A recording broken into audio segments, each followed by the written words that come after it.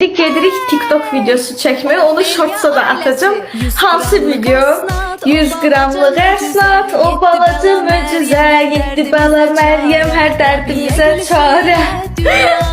Arkadaşlar, hamı trendin yiyəsi biz idi. Bizim kanalımız düzeldi bu mahnını yapay zekayla.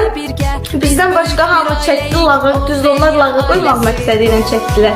Amma ki biz həqiqətən akılın sahibi olarak gedirəm bunu çəkməyə.